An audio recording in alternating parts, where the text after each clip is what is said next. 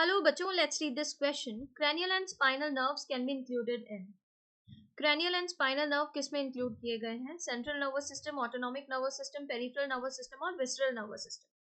तो जब आप nervous system पढ़ते हैं ना यहाँ पर nervous system, तो nervous system को divide किया गया है किस में?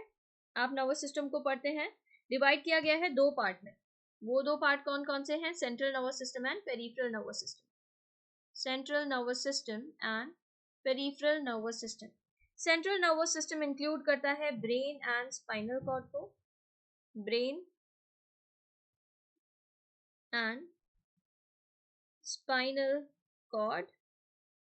और पेरिफेरल नर्वस सिस्टम जो होता है, ये पेरिफेरल नर्वस सिस्टम कंप्राइज करता है all the nerves of the body associated with central nervous system, brain और स्पाइनल कॉर्ड. और जो नर्व फाइबर होते हैं पेरिफेरल नर्वस सिस्टम में दो टाइप के मिलते हैं, afferent and efferent. Afferent nerve fiber क्या करते हैं? ट्रांसमिट करते हैं इंपल्स को from tissue organ to central nervous system. यहां पर लिख लेते हैं अलग से, एफरेंट एंड इफरेंट. एफरेंट क्या कर रहे हैं? टिश्यू और ऑर्गन से, टिश्यू और ऑर्गन डायरेक्ट लिख देते हैं, सेंट्रल नर्वस सिस्टम के पास लेकर जा रहे हैं इंफॉर्मेशन. और इफरेंट फाइबर क्या करते हैं? ट्रांसमिट करते हैं regulatory impulse from CNS to concern peripheral tissue और ऑर्गन. तो ये सीएनएस से कहां लेकर जा रहे हैं इंपल्स को? टिश्यू और ऑर्गन के पास. ठीक है.